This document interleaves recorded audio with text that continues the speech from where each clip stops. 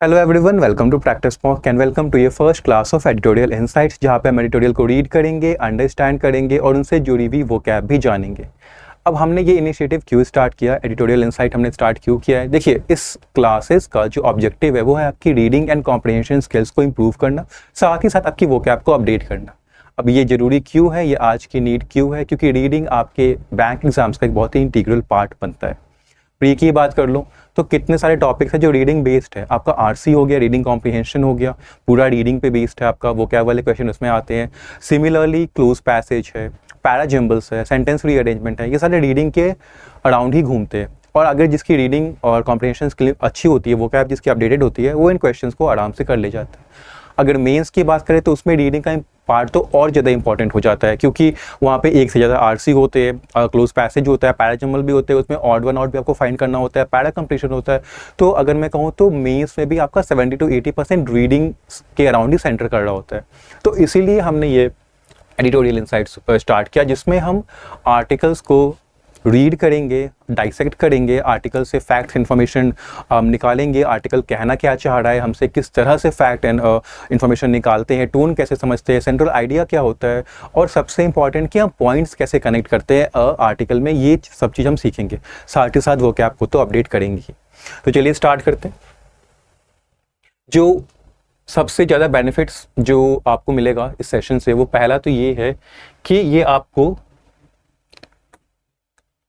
Reading comprehension में बहुत ज़्यादा हेल्प करेगा। तो जैसा कि मैंने आपको बताया, अभी की रीडिंग कॉम्प्रिहेंशन बिल्कुल रीडिंग एंड वोकैब पे बेस्ड होता है। तो वहाँ पे जब आप हमारे साथ इस सेशन में जुड़ोगे और यहाँ हम अलग अलग तरह के आर्टिकल्स को डिस्कस करेंगे, तो वहाँ आप भी सीखोगे कैसे आर्टिकल को पढ़ा जाता है, समझा कैसे जाता है, इन्फॉर्मेशन कैसे निकाली जाती है। ठीक है, तो रीडिंग कॉम्प्रिहेंशन में तो हेल्प करेगा आपका।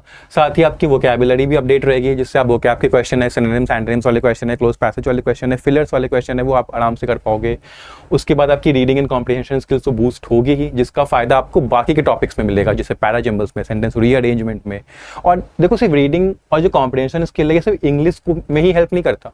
अगर मैं रीजनिंग की बात भी करूं तो प्री हो, मेंस हो, पजल्स तो आते हैं। उसमें पजल्स कैसे होते हैं और सेंटेंसेस लिखे होते हैं। तो अगर आपकी रीडिंग एंड कॉम्प्रिहेंशन स्किल अच्छी है तो आप पजल्स भी बाकियों के कंपैरिजन में बहुत जल्दी रीड करके समझ के सॉल्व भी कर लोगे। सिमिलरली डीआई में भी होता है। ठीक है, उसके बाद डिस्क्रिप्टिव राइटिंग, ये भी एक इम्पॉर्टेंट पार्ट प्ले करता है बैंक एग्जाम्स का। जो एस्पिरेंट्स पीओ एग्जाम्स स्पेशली करते हैं, आरआरबी के एग्जाम्स करते हैं टारगेट, तो उनको डिस्क्रिप्टिव राइटिंग लिखना होता है। तो वहाँ पे काफ़ी बार क्या होता है कि आपको पॉइंट्स नहीं मिलते। तो अगर आप इस सेशन से जुड़े रहोगे, क्योंकि यहाँ पे हम एक सिंगल न्यूज़पेपर पे लिमिटेड नहीं होंगे, अलग अलग न्यूज़पेपर के जितने भी रेलेवेंट आर्टिकल्स है वो हम डिस्कस करेंगे। तो आपको पॉइंट्स, इन्फॉर्मेशन, फैक्ट्स, ओपिनियन बहुत सारे मिलेंगे, जिनको आप डिस्क्रिप्टिव राइटिंग में यूज़ कर सकते हो और अब एक वेल स्ट्रक्चर्ड ऐसे लिख सकते हो। तो ये सारे बेनिफिट्स है इस इनिशिएटिव के। अब चलिए स्टार्ट करते हैं सेशन को। सबसे पहले हम वोकैब से स्टार्ट करेंगे। आज का जो मैंने आर्टिकल लिया है उसमें जो वोकैबुलरी के वर्ड्स आए हैं वो ये हैं। तो देखते हैं पहला वर्ड क्या है हमारा। जो पहला वर्ड है वो है इनकम्बेंट। ठीक है, अब इनकम्बेंट एक एडजेक्टिव होता है, साथ ही साथ एक नाउन भी हो सकता है। बट पैसेज में incumbent as an adjective use हुआ है। इसका मतलब होता है कि जिसके पास अभी ऑफिशियल पोजीशन है, अगर ऐसा कोई व्यक्ति है जिसके पास ऑफिशियल पोजीशन है, वो उस पोजीशन की रूल्स एंड रिस्पॉन्सिबिलिटीज फुलफिल कर रहा है, प्ले कर रहा है, तो हम उसे कहेंगे इनकम्बेंट। ठीक है, सिनोनिम्स क्या होते हैं इसके? रेनिंग, रूलिंग, जो अभी रेन कर रहा है, जो भी रूल कर रहा है, गवर्न कर रहा है, मैनेज कर रहा है। ठीक है, जो चेयर में जिसके पास कुर्सी है उसे हम इनकम्बेंट कहते हैं, रेनिंग कहते हैं, रूलिंग कहते हैं। अब इसके एंटोनिम्स क्या होंगे? एंटोनिम जो अभी नहीं है। इनकम्बेंट क्या होता है? जो अभी एट प्रेजेंट है पावर में और उसके पास ऑफिशियल पोजीशन है, रूल्स एंड रिस्पॉन्सिबिलिटीज वो फुलफिल कर रहा है, तो उसका एंटोनिम क्या होगा? जो पहले कर रहा था अब नहीं करता है, यानी कि जो फॉर्मर है, जो प्रीवियस है।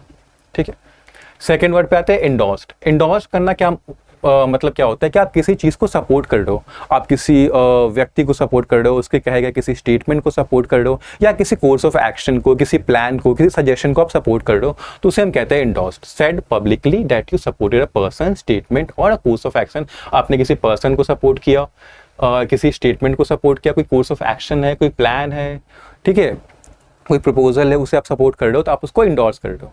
सिनोनिम्स क्या है? Champion, advocated. अब चैम्पियन एंड एडवोकेटेड बहुत ही इंपॉर्टेंट आपके वर्ड्स हैं। एग्जाम के पॉइंट ऑफ व्यू से। दोनों का ही मतलब होता है सपोर्ट करना, पब्लिक सपोर्ट देना अपना किसी को भी, ठीक है। अब एंटोनिम्स क्या होंगे? सपोर्ट ना देना, मना कर देना, डिसअप्रूव करना, ऑब्जेक्ट करना, ऑब्जेक्शन लगाना, तो ये इसके एंटोनिम्स हुए। थर्ड क्या है? गैफ। अब गैफ क्या होता है? आपने कुछ कह दिया, ऐसा कुछ कर दिया जो कि लोगों को अच्छा नहीं लगा, लोगों अपसेट हो गए, ठीक है, वो गलती थी आपकी, उसको गैफ कहते हैं, ठीक है। समथिंग सेड और done that is socially upsetting और इनकरेक्ट, मतलब आपने ऐसा कुछ किया, कुछ कहा जो कि सोशली अपसेटिंग था, लोग इससे अपसेट हो गए, वो गलत समझ बैठे, ठीक है, आपकी गलती थी वो, तो उससे हम कहेंगे गैफ। सिनोनिम्स क्या होते हैं? एरर, मिस्टेक, गलती। एंटोनिम्स क्या होगा? आपने कुछ ऐसा अच्छा कहा, कोई पोलाइट वे में कहा, आपने इंप्रेस किया लोगों को, ठीक है। सिविलिटी, कोर्टसी, दोनों का मतलब होता है पोलाइटनेस, आपके स्पीच में पोलाइटनेस था, आपने काफी अच्छे से एड्रेस किया, तो ये इसके एंटोनिम्स हुए। फोर्थ है फंबल्स। अब देखो फंबल्स क्या है? फंबल्स इज अ नाउन, ठीक है, और ये वर्ब भी होता है, बट यहाँ पे एज अ नाउन यहाँ पे ये पैसेज में यूज हुआ है। इसका मतलब ही बहुत सिमिलर है गैफ से। गैफ क्या है? गैफ भी आपका नाउन है, ठीक है, गैफ नाउन है। इंडोर्स क्या था आपका? वर्ब की सेकेंड और थर्ड फॉर्म थी, ठीक है। तो उसी तरह से जो फंबल्स है ये आपका क्या है? नाउन है, वर्ब है। अब इसका मतलब क्या होता है? सिमिलरली टू गैफ, कोई मिस्टेक, आपने कोई चीज अच्छे से नहीं की, क्लमजिली की, आपने किसी चीज को अच्छे से हैंडल नहीं किया, उसमें मिस्टेक्स कर दी, तो उसे हम कहते हैं फंबल्स। सिनोनिम्स क्या है इसके? ब्लंडर्स है, स्लिप्स है, आपसे ब्लंडर हो गया, आपसे स्लिप हो गया, आपसे मिस्टेक हो गई, एरर हो गया। अब एंटोनिम क्या होगा इसका? आपने कोई चीज बहुत अच्छे से की, आपने कोई चीज की, आप उसमें सक्सेसफुल रहे, तो एंटोनिम्स क्या है? परफेक्शन, आपने पूरे परफेक्शन से उसको किया, परफेक्ट रहे आप, या फिर आप उसमें सक्सेसफुल रहे, ओके। फिफ्थ क्या है हमारा? फिफ्थ हमारा रेजोल्यूट। अब रेजोल्यूट क्या है? एक एडजेक्टिव है, ठीक है। इसका मतलब क्या होता है? स्ट्रॉन्ग एंड डिटरमाइंड, मतलब आपकी डिटर्मिनेशन बहुत स्ट्रांग है, आपने कोई चीज डिसाइड किया है, आपने कोई डिसीजन लिया है, तो आप उसको करोगे, चाहे कोई भी चैलेंजेस आए, कोई भी रुकावट आए, कोई भी आपको कुछ भी नेगेटिव बोले, आपने डिसीजन ले लिया तो आप करके रहोगे। उस पर्सन को हम क्या कहते हैं? कि वो पर्सन रेजोल्यूट है, ठीक है। वो पर्सन कैसा है? टेनाशियस है। टेनाशियस मतलब एक बार जिसने जो डिसाइड कर लिया करने का, वो उसको करके ही रहता है। स्टेड फास्ट है, अपना एम, अपना ऑब्जेक्टिव नहीं चेंज कर रहा है, कुछ भी हो जाए। अब इसके एंटोनिम क्या होंगे? जिसमें डिटर्मिनेशन ना हो, जो लड़खड़ाए, ठीक है, जो डिसाइड नहीं कर पाए क्या करना है, यानी कि वैसिलेटिंग, जो वैसिलेट करे, मतलब उसने कुछ डिसाइड किया करने का, फिर चैलेंजेस मिले तो वो लड़खड़ा गया, वो कहा कि अब मैं ये नहीं करूंगा, इसमें मुझे बहुत प्रॉब्लम हो रही है, अब मैं दूसरी चीज़ करता हूँ, फिर उसमें प्रॉब्लम है, फिर वो तीसरी चीज़ करेगा, तो वो डिसाइड नहीं कर पा रहा है, वो वैसिलेट कर रहा है, वो वेवर कर रहा है, ठीक है। तो ये इसके एंटोनिम्स हो गए। स्टैंस क्या होता है? Stance is a noun. ये होता है किसी चीज को लेके, किसी पर्सन को लेके, किसी थिंग को लेके, ठीक है, आपका ओपिनियन क्या है, आपका व्यू पॉइंट क्या है, पर्सपेक्टिव क्या है, आप क्या सोचते हैं उस बारे में, तो उसको हम कहते हैं stance. The opinions that somebody has about something. Synonyms क्या है? एटीट्यूड, पर्सपेक्टिव, एटीट्यूड क्या है आपको उस चीज को लेके, आपके व्यू पॉइंट्स क्या है, थॉट्स क्या है, आपका पर्सपेक्टिव क्या है, आपको आपका उस चीज को देखने का नजरिया क्या है। एंटोनिम्स क्या है? इंडिफरेंस, अपैथी, मतलब आपको कोई मतलब ही नहीं है कोई भी चीज़। इंडिफरेंस क्या होता है? आपको, आप इनडिफरेंट हो, आपको कोई फर्क नहीं पड़ता वो चीज़ है ना है। एपैथी भी वही होता है, आपको कोई फर्क नहीं पड़ता, क्योंकि देखो जब आप किसी चीज़ के बारे में ओपिनियन बनाते हो तो आप उस चीज़ से खुद को रिलेट कर लेते हो, ठीक है, आप उसके बारे में सोचते हो। अब जब आप उसके बारे में सोच ही नहीं रहे हो, कोई ओपिनियन नहीं बना रहे हो, तो आप इनडिफरेंट हो, अपैथेटिक हो। तो एंटोनिम्स क्या है इसके? इंडिफरेंस और अपैथी। बैफल्ड, बैफल्ड क्या है? वर्ब की सेकंड और थर्ड फॉर्म है। बैफल्ड मतलब होता है कंफ्यूज कर देना किसी को, ठीक है, कंफ्यूज समबडी कंप्लीटली, कंप्लीटली पूरी तरह से कंफ्यूज कर देना। सिनोनिम्स क्या है इसके? Confounded, perplexed. ये दोनों वर्ड्स भी बहुत इंपॉर्टेंट है आपके एग्जाम के पॉइंट ऑफ व्यू से। कंफाउंड कर देना किसी को, परप्लेक्स कर देना मतलब कि कंफ्यूज कर देना, ठीक है। अब एंटोनिम्स क्या होंगे इसके? इल्यूसिडेटेड, क्लैरिफाइड। इल्यूसिडेटेड का मतलब होता है किसी चीज को बहुत अच्छी तरह से क्लियरली विद क्लैरिटी समझा देना। क्लैरिफाइड भी सेम मीनिंग कन्वे करता है, इसीलिए ये एंटोनिम्स है। 8 क्या है? ऑड्स। ऑड्स क्या है? इट्स अ नाउन, और ये बताता है कि किसी चीज के होने की संभावना कितनी ज्यादा या कितनी कम है। The degree to which something is likely to happen, उसको हम कहते हैं ऑड्स। अगर हम कहते हैं द ऑड्स आर हाई, मतलब उस चीज़ को होने की, उस चीज़ के सक्सेसफुल होने की संभावना बहुत ज़्यादा है। अगर हम बोलते हैं ऑड्स आर लो, तो फिर कम है। सिनोनिम्स क्या होंगे इसके? चांसेस, कितना चांस है उस चीज़ को होने का, लाइकलीहुड क्या है उस चीज़ की। एंटोनिम्स क्या है? इम्पॉसिबिलिटी, इम्प्रोबेबिलिटी, मतलब कोई ऑड्स ही नहीं है, कोई चांस ही नहीं है उस चीज़ को होने का, इम्पॉसिबल है, इम्प्रोबेबल है। 9 क्या है? Custodian, it is a noun. Custodian एक ऐसा पर्सन होता है जो किसी चीज़ को डिफेंड करता है, गार्ड करता है, प्रोटेक्ट करता है, ठीक है। सिनोनिम्स क्या है? गार्जियन, वॉचडॉग, ये भी गार्ड करते हैं, प्रोटेक्ट करते हैं, उसके ऊपर नज़र रखते हैं। एंटोनिम्स क्या है? पेरिल, रिस्क, ऐसी कोई चीज़ जो खतरे में डालती है, वो उसको गार्ड नहीं कर रही है, उसको प्रोटेक्ट नहीं कर रही है, उसको खतरे में डाल रही है, तो वो पेरिल है, रिस्क है। ये दोनों का ही मतलब होता है डेंजर, ठीक है। Spousal, spousal is also a noun. ये होता है कि अगर आपने किसी चीज़ को सपोर्ट किया, अडॉप्ट किया, लाइक किसी कॉज को, किसी बिलीफ को, किसी वे ऑफ लाइफ को, जीने के तरीके को आपने अडॉप्ट किया, आपने आप मानते हो और आप प्रमोट भी करते हो, तो उसको कहते हैं स्पाउसल। सिनोनिम्स क्या है इसके? एडवोकेसी, बैकिंग, दोनों ही वर्ड्स वेरी इंपॉर्टेंट, ठीक है। दोनों ही वर्ड्स का मतलब क्या होता है? सपोर्ट करना, अडॉप्ट करना, प्रमोट करना उस चीज़ को, ठीक है। एंटोनिम्स क्या है? प्रमोट ना करना, सपोर्ट नहीं करना, अपोज करना, ऑपोजिशन, रिजेक्ट कर देना, रिजेक्शन, ठीक। 11 प्रपोज्ड, ये वर्ब की सेकेंड एंड थर्ड फॉर्म है। इसका मतलब होता है किसी प्लान को, किसी आइडिया को सजेस्ट करना, रिकमेंड करना कि लोग उसके बारे में सोचे, उसको, उसके ऊपर काम करें, तो उसको कहते हैं प्रपोज करना। सिनोनिम्स क्या है इसके? प्रॉफर्ड, प्रेजेंटेड। ये प्रॉफर्ड जो है ये इंपॉर्टेंट है आप एग्जाम के पॉइंट ऑफ व्यू से। प्रेजेंटेड तो पता है आपको कि प्रेजेंट करना, किसी भी चीज़ को, रिकमेंडेशन को, सजेशन को आप प्रेजेंट कर दो। एंटोनिम्स विड्रॉ, विड्रू, ठीक है, विड्रॉ कर लिया आपने, वापस ले लिया। विथहेल्ड, आपके पास था, आपने दिखाया ही नहीं प्रपोजल और सजेस्ट ही नहीं किया, ठीक है। 12 रेकरिंग, रेकरिंग क्या है? एडजेक्टिव है। इसका मतलब होता है कोई चीज़ जो बार बार हो रही है उसको हम कहते हैं रेकरिंग। सिनोनिम्स फ्रीक्वेंट, कोई चीज़ अगर बार बार हो रही है मतलब फ्रीक्वेंटली हो रही है तो हम उसको फ्रीक्वेंट कहेंगे। रेगुलर, रेगुलरली हो रही है, रेगुलर कहेंगे उसको। एंटोनिम्स क्या है? ओकेजनल, ओकेजनल क्या होता है? कभी कभारी हो रही है, रेयर, बहुत कम, ना के बराबर हो रही है, ठीक है। अब यहाँ पे हमें कॉन्सेप्ट देखते हैं। यहाँ पे अब देखो रेकरिंग है, ये रेकर जो वर्ब है उसका आईएनजी फॉर्म है।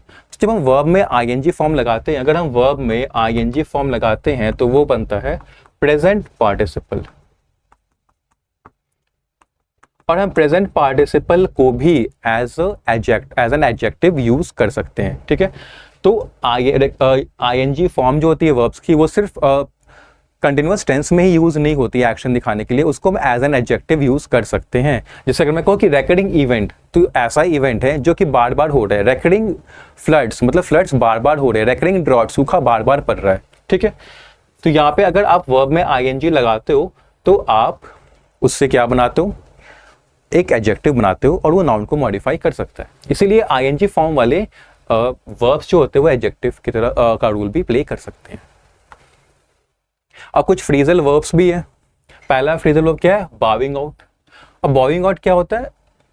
विड्रॉइंग और रिटायरिंग फ्रॉम एन एक्टिविटी या और रोल, मतलब किसी एक्टिविटी से, किसी रोल्स को आप अब और करना नहीं चाहते हो, आप रिटायर होना चाहते हो, आप ये कह रहे हो कि मुझे अब और नहीं करना है, तो उसको हम कहते हैं बॉविंग आउट। अब देखो बॉविंग आउट जो है, ये बाव आउट जो फ्रेजल वर्ब है उसकी आईएनजी फॉर्म है।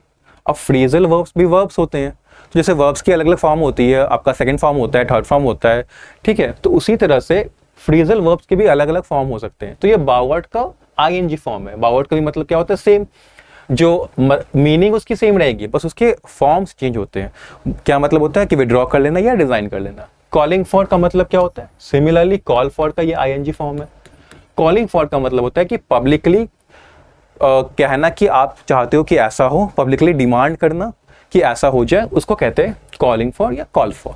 स्टेप डाउन, किसी जॉब या पोजीशन को छोड़ देना, पीछे हट जाना कि कोई और कर सके, उसको हम कहते हैं step down. Idioms and phrases भी है। पहला क्या है? Went toe to toe. Toe to toe का मतलब क्या होता है कि आप किसी से कंपीट कर रहे हो, एकदम इक्वल लेवल पे आपने अपना पूरा स्ट्रेंथ, डिटर्मिनेशन, फोर्स लगा दिया है उससे कंपीट करने में, उसके अगेंस्ट फाइट करने में, तो उसको हम कहेंगे कि आप उससे toe to toe, you are going toe to toe with that person और थिंग। हाँ, सेकंड क्या है idiom, make way for. Make way for का मतलब होता है किसी चीज़ को होने के लिए रास्ता बनाना, ठीक है, या तो ऐसे सिचुएशन या कंडीशन प्रोवाइड करना जो उस चीज़ के लिए फेवरेबल है, जो उस चीज़ को हेल्प करेंगे डेवलप होने में, तो उसे हम कहेंगे make way for, to provide a space और an opportunity for something else, ठीक है। फ्लिप साइड, फ्लिप साइड क्या होता है, ऑपोजिट साइड कोई किसी चीज़ का। जैसे मैं बताता हूँ, जैसे आप कहते हो ना कि एक सिक्के का दो पहलू होता है, तो हर चीज़ के दो साइड्स होते हैं, एक पॉजिटिव एक नेगेटिव। तो जो नेगेटिव साइड होता है जिसको लोग कम पसंद करते हैं उसको हम फ्लिप साइड कहते हैं, ठीक है। द ऑपोजिट लेस गुड और less popular side of something, वो आपका होता है flip side. On an firm footing, on A firm footing का मतलब कि आप इक्वल सेफ सिचुएशन में हो, ऐसे सिचुएशन में हो जहाँ पे आपका लेवल बाकियों की इक्वल है, या ऐसे सिचुएशन में हो जहाँ पे आप सेफ हो, तो हम कहेंगे कि you are on a firm footing. तो ये तो हो गए आज की vocabulary, words, phrasal verbs, idioms and phrases. अब हम आएंगे आर्टिकल पे। अब आर्टिकल किस पे है, वो है Democratic departure on Joe Biden going out of the presidential race, ठीक है। आर्टिकल का टाइटल क्या है, डेमोक्रेटिक डिपार्चर किस पे है, जो बाइडेन ने विड्रॉ कर लिया है, वो रिटायर्ड हो रहे हैं, जा रहे हैं प्रेसिडेंशियल रेस से, उसके ऊपर आर्टिकल है। आइए देखते हैं क्या कह रहा है article.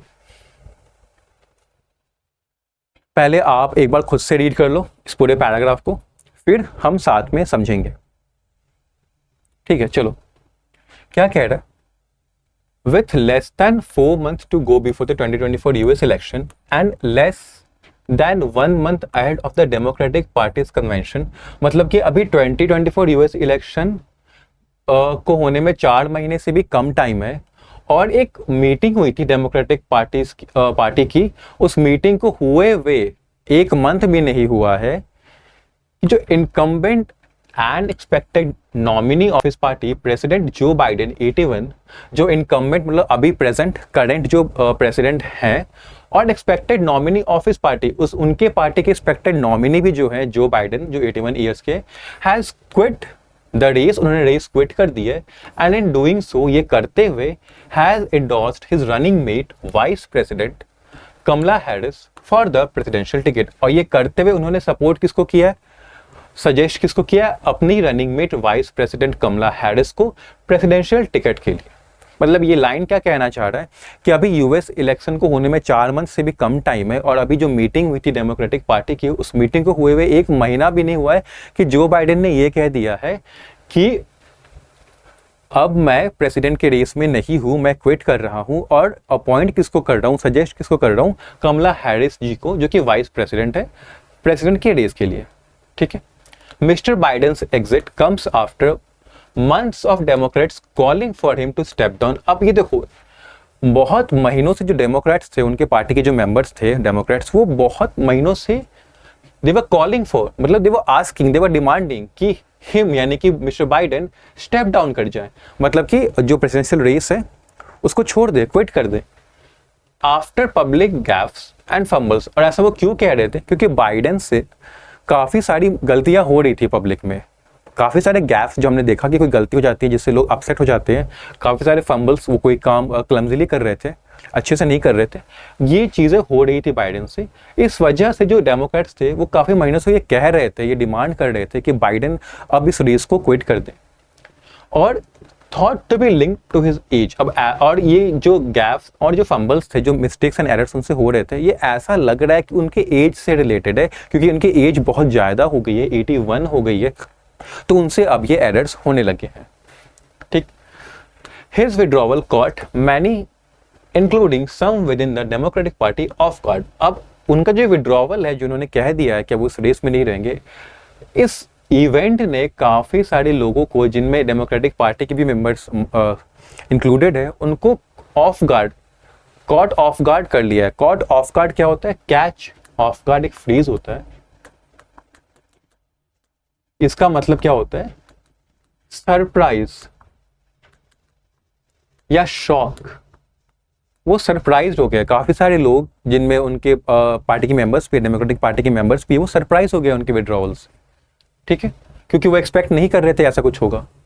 Given that his campaign chair Jen O'Malley Dillon had said he is not going anywhere. अब सरप्राइज क्यों हो गए, सरप्राइज कब तभी कोई होता है जब वो एक्सपेक्ट नहीं कर रहा होता है कोई चीज़, वो हो जाती है। अब वो एक्सपेक्ट क्यों नहीं कर रहे थे? क्योंकि जो बाइडेन के कैंपेन चेयर थे जेनो मैली डेलोन, उन्होंने कह दिया था कि ही इज नॉट गोइंग एनीवेयर, वो कहीं नहीं जा रहे हैं। अब जब उन्होंने कह दिया कि वो कहीं नहीं जा रहे तो लोगों को लगा कि अब यही रेस में रहेंगे, बट उन्होंने रेस क्विट कर दी। इस वजह से सारे लोग शॉक्ड हैं, सरप्राइज्ड हैं। दिस रेजोल्यूट स्टांस, ये जो रेजोल्यूट डिटरमाइंड एटीट्यूड है, कौन सा डिटरमाइंड एटीट्यूड? ये वाला एटीट्यूड जो जेनो मैली डेलोन ने कहा है कि वो कहीं नहीं जा रहे, जो डिटर्मिनेशन के साथ उन्होंने कहा कि वो कहीं नहीं जा रहे और बाइडेन साहब कहीं नहीं जा रहे हैं, तो वो स्टैंस जो है is said to have baffled senior party lawmakers. जब उन्होंने ये बात कही थी इतनी डिटर्मिनेशन से, तो जो सीनियर पार्टी लॉ मेकर से ये सुन के वो कंफ्यूज हो गए थे उस टाइम, ठीक है। Who specially after mister Biden's disastrous performance when he went toe-to-toe with Republican rival and former President Donald Trump, are said to have privately conveyed to the president that he ought to make way for a stronger candidate if the Democrats were to have a reasonable chance in the polls. अब देखो ये sentence काफी बड़ा है, जिसको हम तोड़ तोड़ के समझते हैं, ठीक है। अब देखो क्या हुआ, जेनो मैली डेलोन ने ये कह दिया कि वो कहीं नहीं जा रहे, तो उनका जो स्टेटमेंट था, जो एटीट्यूड था बाइडेन को लेके, उससे बैफल हो गए सीनियर पार्टी लॉ मेकर्स, वो कंफ्यूज हो गए। क्यों कंफ्यूज हो गए थे? क्योंकि देखो who specially after mister Biden disaster performance, कौन हु? देखो हु जो होता है वो ठीक अपने पहले वाले को रेफर करता है, तो यहाँ पे हु का मतलब क्या है? Senior party law makers. तो सीनियर पार्टी लॉ मेकर्स ने कुछ किया, कब किया था? जब मिस्टर बाइडेन बहुत बुरी तरह परफॉर्म करे थे रिपब्लिकन राइवल और फॉर्मर प्रेसिडेंट डोनाल्ड ट्रंप के साथ। देखो यहाँ पे क्या लिखा है कि mister Biden disaster performance, mister Biden का परफॉर्मेंस बहुत डिजास्टरस था, मतलब बहुत पुअर था, बहुत बैड था। कब? When he went toe to toe, जब वो इक्वल लेवल पे compete कर रहे थे, किसके साथ? रिपब्लिकन राइवल, जो उनके राइवल है रिपब्लिकन पार्टी के, और फॉर्मर प्रेसिडेंट, जो पहले प्रेसिडेंट थे डोनाल्ड ट्रंप से। तो जब डोनाल्ड ट्रंप के साथ वो compete कर रहे थे तो मिस्टर बाइडेन का परफॉर्मेंस बहुत डिजास्टरस था, बहुत पुअर था। आर सेड टू हैव, तो इसके बाद जो ये पार्टी लॉ मेकर थे उन्होंने कहा था privately, said to have privately conveyed to the president, Joe Biden को कहा था उन्होंने प्राइवेटली, क्या कहा था कि that he ought to make way for a stronger candidate, कि अब उनको रास्ता बना देना चाहिए, रास्ता दे देना चाहिए किसी स्ट्रॉन्ग कैंडिडेट को। क्योंकि आप कहने का मतलब क्या था कि आपकी परफॉर्मेंस डिजास्टरस है, तो आप किसी स्ट्रॉन्ग कैंडिडेट के लिए जगह खाली करो, ठीक है। अगर क्यों कहा? If Democrats were to have a reasonable chance in the polls, अगर डेमोक्रेट जो है, जो इनकी पार्टी है, जो बाइडेन की, अगर चाहती है कि पोल्स में वो अच्छा परफॉर्म करे तो ऐसा करो। तो यहाँ पे देखो एक क्रोनोलॉजी है, ठीक है। दो बार लोग कंफ्यूज हो रहे हैं। सबसे पहले क्या हुआ? देखो सबसे पहले बाइडेन और ट्रंप कंपीट किया, जिसमें बाइडेन का पुअर परफॉर्मेंस रहा, ठीक है। उसके बाद क्या हुआ? जो सीनियर पार्टी लॉ मेकर्स थे उन्होंने क्या कहा कि मेक वे फॉर, अब आप दूसरों के लिए रास्ता बनाओ। इसके बाद क्या हुआ? जो जेनो मैली डेलोन ने क्या कह दिया? ही इज नॉट गोइंग एनीवेयर, ठीक है।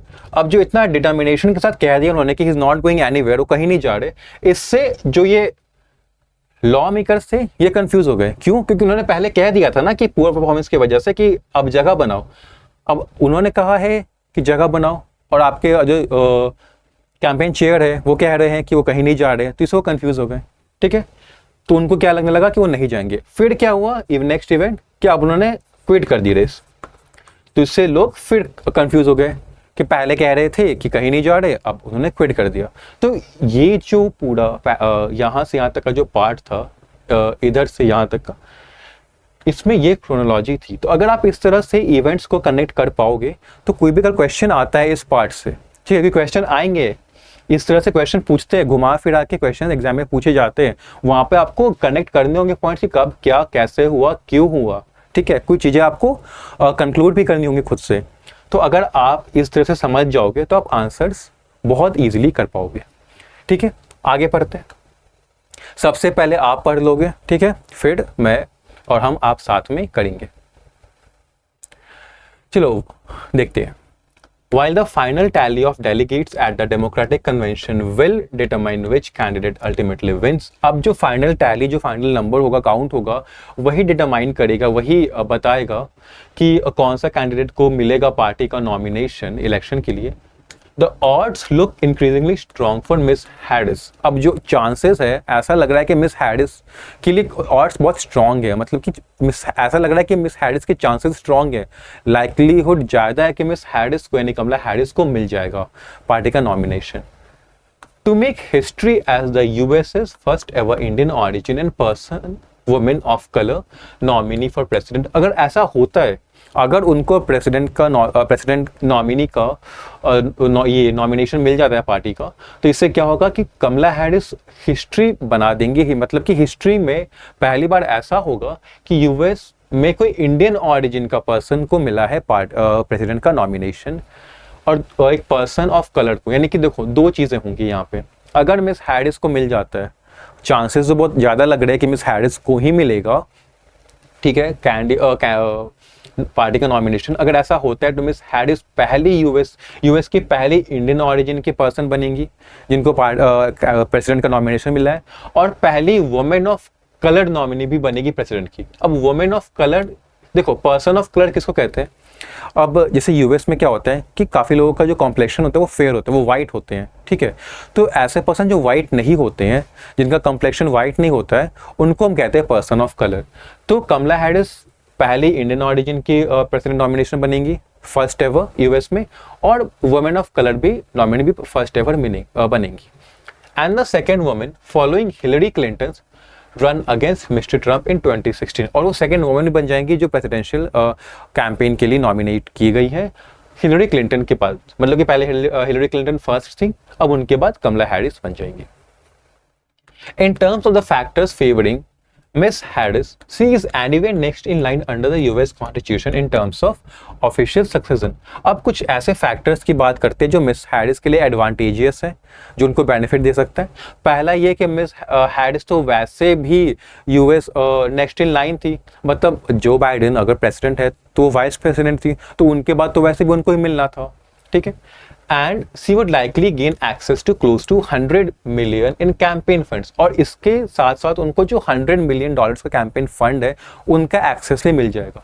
तो ये चीजें हैं जो कमला हैरिस जी के लिए प्लस पॉइंट है, यानी एडवांटेजेस देंगी। एक तो ये कि वैसे भी ये नेक्स्ट इन लाइन थी तो उनको ही मिलना है, ठीक है, वाइस प्रेसिडेंट को ही, क्योंकि प्रेसिडेंट की बात तो वही आती है।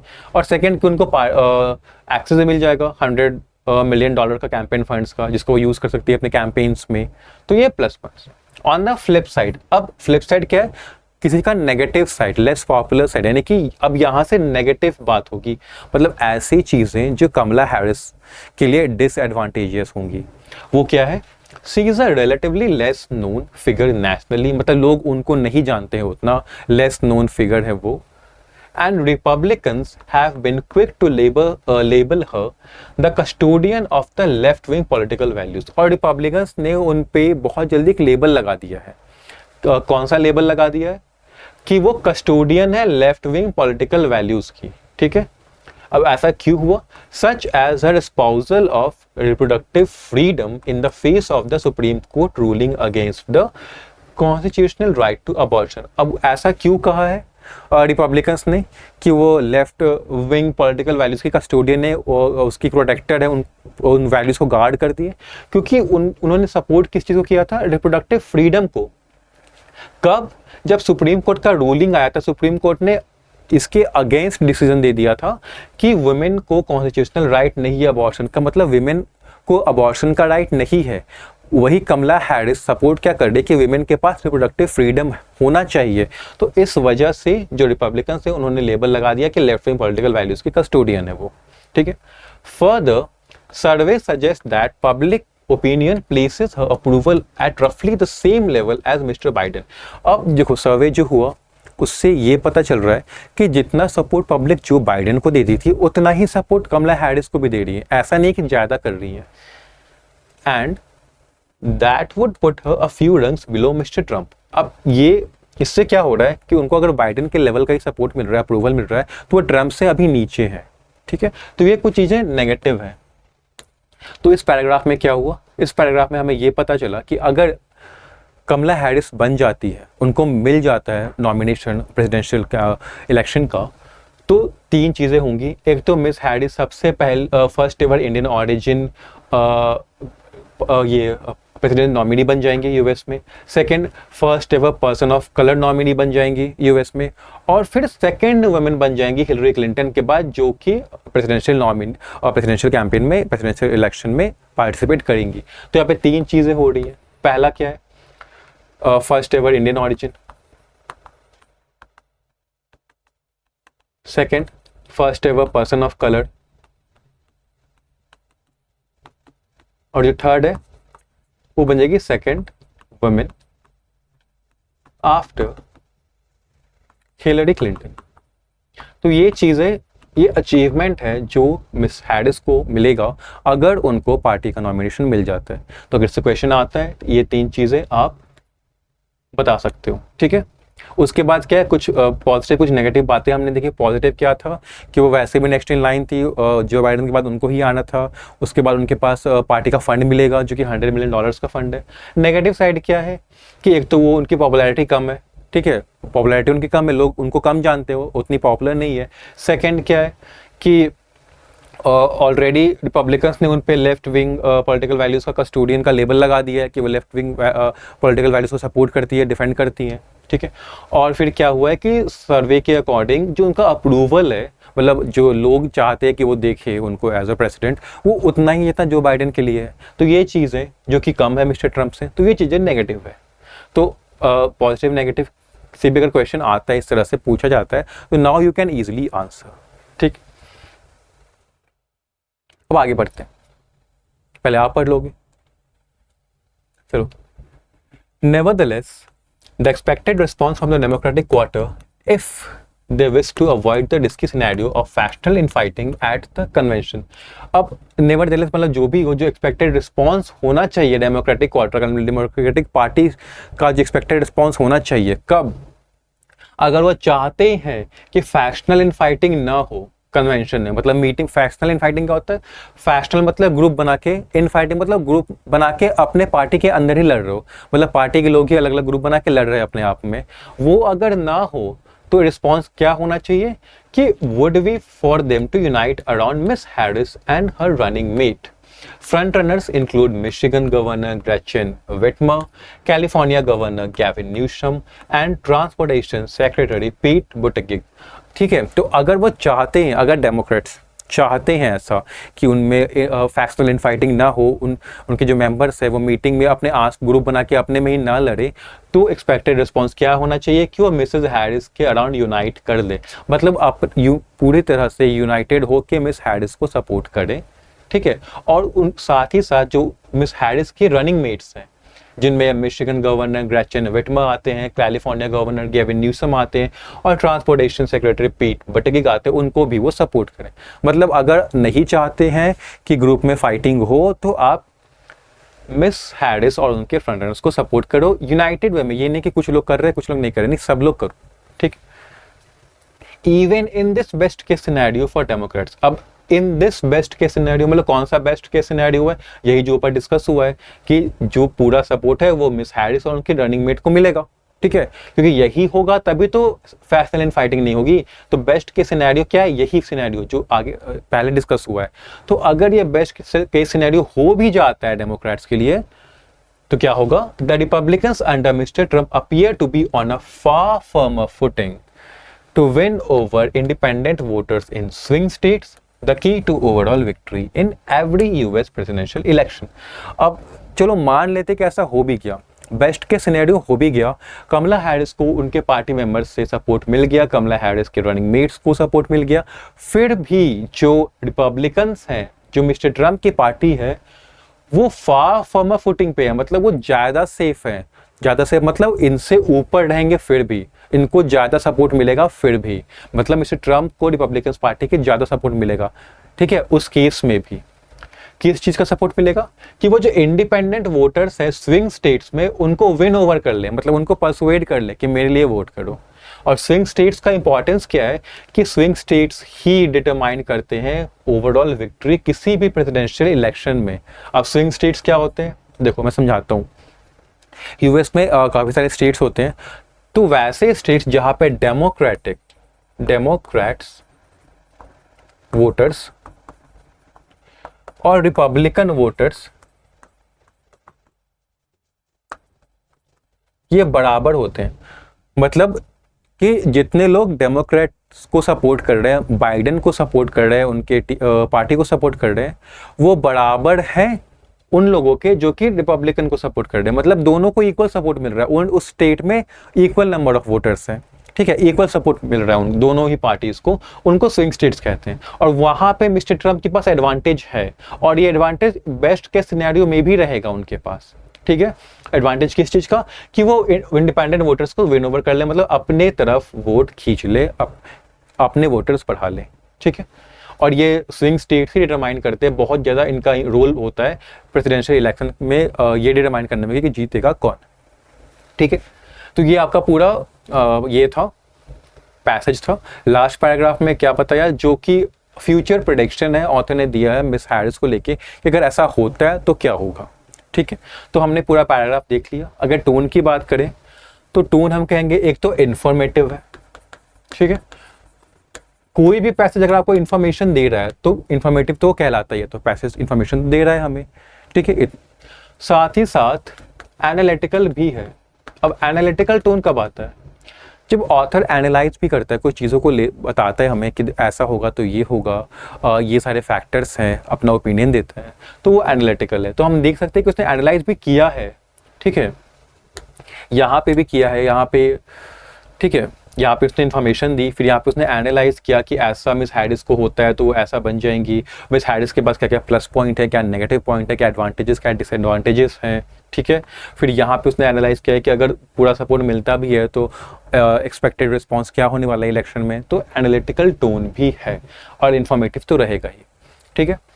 तो इन्फॉर्मेटिव प्लस एनालिटिकल, तो ये रहा हमारा पूरा पैराग्राफ और पूरा पैसेज, ठीक है। अब आते हैं एक और पैसेज पे। ये पैसेज पे मैंने कुछ आरसी के क्वेश्चंस भी रखे हैं जो हम डिस्कस करेंगे। तो पहले क्या होगा, पहले हम पैसेज को पढ़ लेंगे, फिर आरसी के क्वेश्चन डिस्कस करेंगे। पैसेज किस पे है, why Liberia might relocate its capital city Monrovia, ठीक है। लाइबेरिया की कैपिटल सिटी है, लाइबेरिया उसकी कैपिटल सिटी है मोनरोविया। अब लाइबेरिया चाह रहा है कि अपनी कैपिटल सिटी को रिलोकेट कर दे, कहीं और लेके जाए, बट क्यों चाह रहा है, उस पर ये पैसेज है। पहले आप पढ़ लो एक बार, ठीक है। A group of senators in Liberia, situated along the coast of Western Africa, has proposed to relocate the country's capital city, Monrovia. मतलब सेनेटर्स का एक ग्रुप है लाइबेरिया में, और लाइबेरिया कहाँ पे है, ये वेस्टर्न अफ्रीका के कोस्ट पे सिचुएटेड है। तो उन ग्रुप ऑफ सेनेटर्स ने ये प्रपोज किया है, ये सजेस्ट किया है, ये रेकमेंड किया है कि कंट्री का जो कैपिटल सिटी है मोनरोविया, उसको रेलोकेट कर दे, ठीक है। क्यों कर दे, due to recurring flash floods, क्योंकि बार बार, रेकरिंग का मतलब क्या होता है, जैसे हमने सीखा फ्रीक्वेंट, रेगुलर, बार बार हो रहा है, तो फ्लैश फ्लड्स बार बार आ रहे हैं। और फ्लैश फ्लड्स क्या होते हैं, फ्लैश फ्लड्स होते हैं मतलब ऐसा फ्लड जो बहुत जल्दी जल्दी आ जा रहा है। फ्लैश का मतलब क्या होता है, क्विक, तो फ्लड्स जो क्विक आ रहे हैं, मतलब जब भी बारिश हो रही है फ्लड आ जा रहा है, तो उसको हम कहते हैं flash floods. The development came just weeks after torrential rain cost flash floods across Liberia. अब द डेवलपमेंट, कौन सा डेवलपमेंट, अब यहाँ पे जो किसी इंफ्रास्ट्रक्चर के डेवलपमेंट की बात नहीं हो रही है, सिचुएशन की डेवलपमेंट का मतलब क्या होता है, कोई चीज़ सिचुएशन में कोई चेंजेस आए हैं, तो उसको भी हम डेवलपमेंट कहते हैं। तो चेंजेस क्या आए हैं कि जो ग्रुप ऑफ सेनेटर्स है उन्होंने प्रपोज कर दिया है कि कंट्री का कैपिटल अब हम रिलोकेट करेंगे, तो इसी सिचुएशन को डेवलपमेंट हम कह रहे हैं। कि ये जो डेवलपमेंट कब आया, कुछ वीक्स के बाद आया कि जब torrential rain cause flash flood across Liberia, मतलब लाइबेरिया में हैवी रेन हुआ, उससे फ्लैश फ्लड्स आ गए, उसके कुछ वीक्स बाद ये सजेशन सेनेटर्स ने दे दिया। और उस फ्लैश फ्लड से क्या हुआ था, मोर देन 50,000 पीपल अफेक्ट हो गए थे, ठीक है। अब among the worst affected regions was Monrovia, जो सबसे ज्यादा अफेक्ट हुए थे वैसे रीजन में से एक रीजन कौन सा था, मोनरोविया था, which is home to 1.5 million people, जहां पे 1.5 मिलियन पीपल का घर है। होम टू का मतलब क्या होता है, ये जो फ्रेज है होम टू, इसका मतलब होता है कि वहां पे वो रहते हैं। तो 1.5 मिलियन पीपल रहते थे, और ये country and lies on the country's Atlantic coast. और ये जो किसकी बात हो रही है, मोंरोविया की, वो कंट्री के अटलांटिक कोस्ट पे लाई करता है। ठीक है, here is a look at what is causing recurrent flooding in Monrovia. अब हम ये डिस्कस करेंगे कि रिकरेंट फ्लडिंग मोंरोविया में क्यों हो रहा है, किन रीजंस की वजह से हो रहा है। The primary reason is rising sea levels. Primary मतलब जो सबसे इंपॉर्टेंट रीजन है वो क्या है कि सी का लेवल बढ़ रहा है मोंरोविया में, rising sea levels. In the West Point slum of Monrovia alone, मतलब अगर सिर्फ जो वेस्ट पॉइंट स्लम है मोंरोविया का, अगर सिर्फ उसकी बात करें, sea level rise and coastal erosion displaced more than 6500 people. तो अगर हम सिर्फ वेस्ट पॉइंट स्लम में, जो मोंरोविया में जो वेस्ट पॉइंट स्लम है, अगर सिर्फ उसकी ही अकेले बात करें तो वहीं पर सिर्फ सी लेवल राइज और कोस्टल इरोजन की वजह से अकेले 6500 पीपल को डिस्प्लेस हो गए हैं। डिस्प्लेस मतलब उनको अपना घर छोड़ के जाना पड़ा। डिस्प्लेस का मतलब क्या होता है कि पहले लोग वहाँ पे रह रहे थे, कोई चीज़, कोई कैलामिटी हो गया, कोई कैलामिटी डिजास्टर आ गया, तो उनको वहाँ पे छोड़ के कहीं और जाना पड़ा। ठीक है, तो अकेले वेस्ट पॉइंट स्लम में ही सी लेवल राइज के कारण और कोस्टल इरोजन के कारण इतने लोग डिस्प्लेस हो गए 6500, और इतने हाउसेस डिस्ट्रॉय हो गए 800 हाउसेस। कब? 2013 और 2018 के बीच में। ठीक है, ऐसा हुआ। कोस्टल इरोजन क्या होता है, जब समुद्र बढ़ने लगता है तो वो, जैसे यहाँ पे पहले लैंड है, ठीक है, यहाँ पे है समुद्र, अब समुद्र का व्यू यहाँ भी आने लग गया, तो धीरे धीरे लैंड यहाँ पे खत्म हो गया, अब लैंड इतना ही बचा हुआ है, फिर यहाँ पे आएगा तो लैंड पूरा खत्म हो जाएगा। तो इसी को कहते हैं कोस्टल इरोजन। जो समुद्र के आगे बढ़ने से जो लैंड खत्म होने लगती है, तो उस वजह से इतने लोग और इतने घर अफेक्ट हो गए 2013 और 2018 के बीच में। पहले आप रीड कर लोगे, फिर हम मिलके अंडरस्टैंड करेंगे। बाय 2030, अब फ्यूचर एक्सपेक्टेशन की बात हो रही है। बाय का मतलब 2030 तक क्या होगा।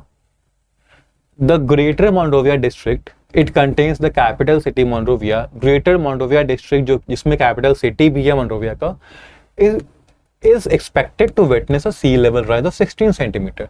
अब 2030 तक क्या होगा, जो ये डिस्ट्रिक्ट है ग्रेटर मोंरोविया, जिसमें कैपिटल सिटी भी आता है, यहाँ पे सी लेवल राइज होगा कितना, 16 सेंटीमीटर का।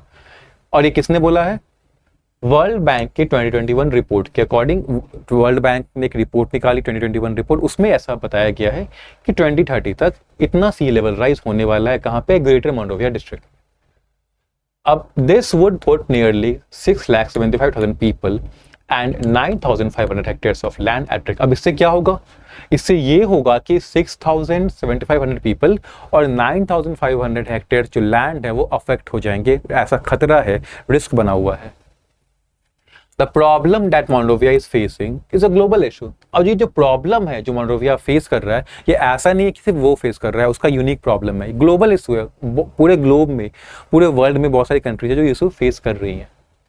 ठीक, the global sea levels has risen by about 8-9 inches और 20-24 सेंटीमीटर सिंस 1880। अब यहाँ पे पता रहा है जो ग्लोबल सी लेवल है, जो पूरे वर्ल्ड में जो सी लेवल है वही इंक्रीज हो गया है। कितना इंक्रीज हुआ है, इतना 8-9 इंचेस या कहो 20-24 सेंटीमीटर्स इंक्रीज हो गया है। कब से, 1880 से, मतलब 1880 से इंक्रीज स्टार्ट हुआ है और अभी तक इतना इंक्रीज हो गया है। But the more worrying shine is that since 1993, लेकिन ज्यादा चिंता की बात यह है कि 1993 से the rate of increase has been accelerating, मतलब 1993 से रेट बढ़ गया है। ठीक है, जैसे यहाँ पे देखो 1880 से अभी तक इतना इंच बढ़ा, ठीक है, लेकिन जब 1993 आया तो उसके बाद जो ये बढ़ने का जो स्पीड था उसका, ग्लोबल सी लेवल का, वो इंक्रीज हो गया, एक्सेलरेट हो गया। It has more than doubled from 0.07 inches or 0.18 centimeters per year in 1993 to the current rate of 0.17 inches or 0.42 centimeters per year। अब ये क्या बता रहा है, एक्सेलरेट किस लेवल पे हुआ है कि डबल से भी ज्यादा हो गया है 1993 से। ठीक है, और उसके बारे में इंफॉर्मेशन दी गई है कि कैसे 7 इंचेस से 17 इंचेस हो गया है, या फिर अगर सेंटीमीटर्स में कहूँ तो 0.07 इंचेस से 0.17 इंचेस हो गया है, या सेंटीमीटर्स में बात करो तो 0.18 सेंटीमीटर से 0.42 सेंटीमीटर्स हो गया है। It is global warming. ये ग्लोबल वार्मिंग है, मतलब कि ग्लोबल वार्मिंग का इफेक्ट है ये कि सी लेवल राइज कर रहा है इतनी तेजी से।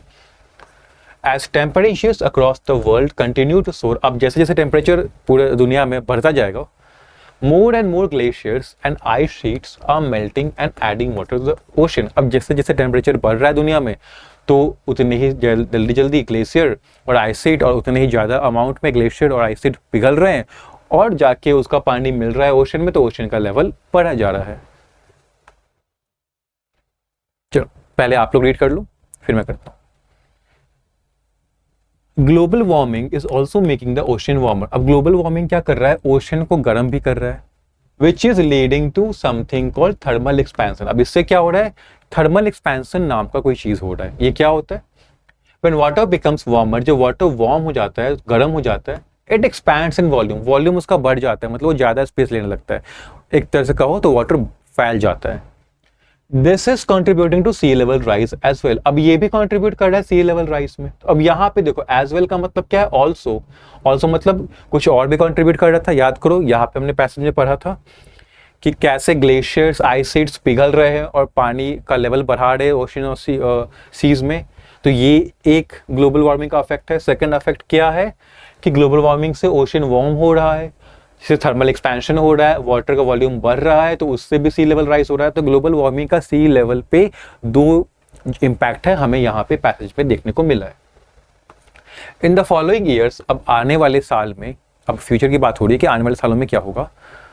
Further global warming will give way to other issues for Liberia as well. अब जो ग्लोबल वार्मिंग बढ़ेगा उससे लाइबेरिया के लिए और भी एडिशनल इश्यूज प्रॉब्लम्स क्रिएट होंगे। सिर्फ ये फ्लडिंग का ही और सी लेवल राइज का ही प्रॉब्लम क्रिएट नहीं होगा, और भी बहुत सारे इश्यूज क्रिएट हो जाएंगे।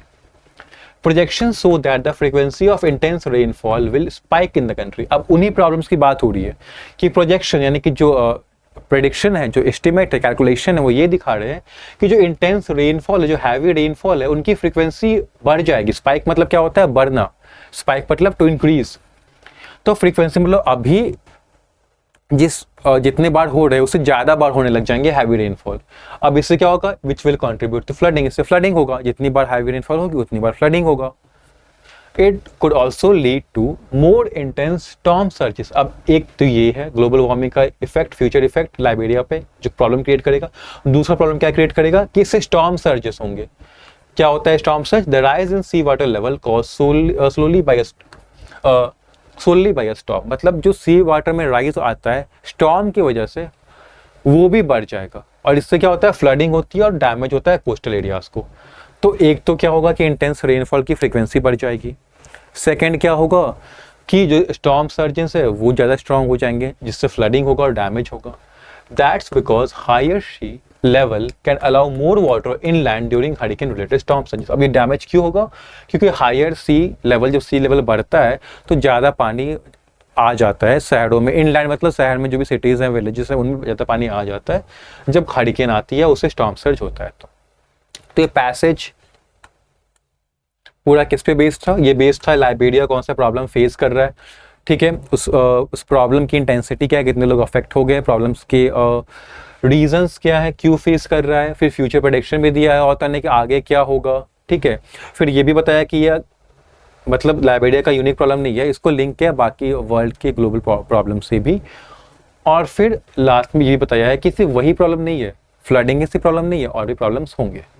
तो ये था आपका पूरा पैसेज। बात है क्वेश्चंस पे।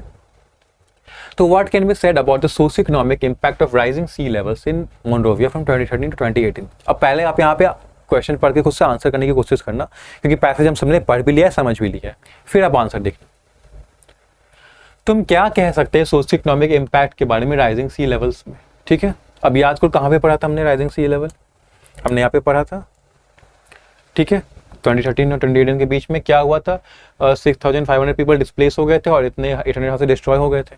अब इससे रिलेटेड ही आंसर करना है हमें, ठीक है। The economic cost is minimal due to government intervention. Government ने हेल्प कर दी थी, जिससे इकोनॉमिक कॉस्ट था, मतलब जो डैमेज था वो कम हुआ था। ऐसा कुछ हुआ था? नहीं, ऐसा कुछ तो नहीं कहा गया। Rising sea levels have caused significant displacement and property destruction. Significant displacement हुआ था, बिल्कुल हुआ था। 6500 के अराउंड लोग डिस्प्लेस हो गए थे, 800 हाउसेज डिस्ट्रॉय हो गए थे। तो ये तो हम बिल्कुल कह सकते हैं, तो ये करेक्ट है। Coastal erosion has been halted due to new infrastructure, new infrastructure बना दिया गया है जिससे कोस्टल इरोजन रुक गया है। नहीं, बिल्कुल नहीं। द पॉपुलेशन है successfully adapted to the changes without major issues, कोई बड़ा इशू नहीं हुआ है, पॉपुलेशन आराम से अडेप्ट कर गए हैं जो चेंजेस हो रहे हैं, ऐसा भी पैसेज ने नहीं कहा है। ठीक है, बहुत सीवियर इफेक्ट बताया है पैसेज में इस राइजिंग सी लेवल्स का। There has been no significant change, कोई चेंज ही नहीं हुआ है सोशल में, तो ये भी गलत है। चेंज तो हुआ है, इतने लोग तो डिस्प्लेस हो गए, इतने लोगों को तो अपना घर चेंज करना पड़ा, उतने घर तो तबाह हो गए, डिस्ट्रॉय हो गए, तो कैसे चेंज नहीं हुआ है, तो ये भी गलत है। तो आंसर क्या है हमारा बी। नेक्स्ट पे आते हैं, What can be deduced about the trend in sea levels rise since 1880? अब याद करो 1880 में सी लेवल राइज के बारे में हमने क्या पढ़ा था, ये पहले बढ़ रहा था, फिर 1993 के बाद बहुत जल्दी जल्दी बढ़ने लग गया था, मोर देन डबल हो गया था। ठीक है, तो इट हैज बिन कंसिस्टेंट, तो नहीं होगा कि कंसिस्टेंट रहा है, चेंज नहीं हुआ है, ऐसा तो गलत है। The rate of increase has decelerated significantly, decelerated हो गया, डेसेलरेटेड हो गया, नहीं, बिल्कुल नहीं। डिसेलरेटेड का मतलब क्या होता है, रिड्यूस होना, नीचे जाना, तो ये तो नहीं हुआ क्योंकि रेट तो बढ़ गया है, एक्सेलरेट हुआ है, डबल हो गया है। ठीक है, it has experience significant acceleration since 1993, हाँ ये सही है कि 1993 के बाद से बहुत ज़्यादा तेजी से बढ़ रहा है, एक्सेलरेट हो रहा है। ठीक है, it peaked in the mid 20th century and has since stabilised, mid 20th century में पीक कर गया था, अब स्टेबल हो गया, नहीं स्टेबल नहीं हुआ, अभी भी बढ़ ही रहा है। ठीक है, द सी लेवल है एक्चुअली डिक्रीज हुआ ही नहीं, और ग्लोबल कूलिंग की तो बात ही नहीं हो रही due to global cooling, global warming की बात हो रही है और सी लेवल बढ़ रहा है, उसे डिक्रीज नहीं हुआ है। तो आंसर क्या है हमारा सी। तो जैसा आप देख सकते हो कि अगर आपने पैसेज को अच्छे से पढ़ लिया है, पॉइंट्स को कनेक्ट कर लिया है आपने, तो कैसा भी क्वेश्चन हो आप बहुत इजीली आंसर कर पाओगे। ठीक है, तो यही ऑब्जेक्टिव भी है इस सेशन का कि हम अलग अलग तरह के आर्टिकल्स को डाइसेक्ट करें, आर्टिकल्स कैसे पढ़ा जाता है, उससे इंफॉर्मेशन कैसे निकाली जाती है, पॉइंट्स कैसे कनेक्ट किए जाते हैं, क्योंकि ये फिर हमें काम देगा क्वेश्चन आंसर करने में। क्योंकि हमारा पर्पस क्या है, हमारा पर्पस सिर्फ आर्टिकल रीड नहीं कर लेना है, उसकी हिंदी ट्रांसलेशन नहीं कर लेनी है, हमें आर्टिकल को समझना है, ऑथर के पॉइंट ऑफ व्यू को समझना है, जिससे हम क्वेश्चंस को आंसर कर सके। हमारा मेन गोल क्या है, वहाँ एग्जाम में स्कोर करना, इंग्लिश सेक्शन में अच्छा स्कोर करना, रीडिंग पार्ट में अच्छा स्कोर करना, क्योंकि रीडिंग पार्ट बहुत हद तक डिटरमाइन करता है कि आप इंग्लिश में कितना स्कोर करोगे। तो ये हमारा एम है, ऑब्जेक्टिव है इस सेशन का। एक क्वेश्चन और है जिसको मैं आपके लिए रख रहा हूँ, ठीक है, इससे मुझे पता चलेगा कि आप कितना समझे पैसेज को। इस क्वेश्चन का आंसर आप मुझे कमेंट सेक्शन में जरूर बताना। ठीक है, साथ ही साथ आपको ये सेशन कितना फ्रूटफुल लगा, कितना आपके लिए बेनिफिशियल होगा वो भी बताना, कैसा लगा वो बताना। कोई सजेशन है आपके पास, कोई आपका डाउट है, क्या कुछ आप सजेस्ट करना चाहते हो कि ऐसा सर मैं और इसमें ये ऐड होना चाहिए, तो वो भी आप जरूर बताना मुझे। अब मैं आपसे मिलूंगा नेक्स्ट सेशन में। Thank you.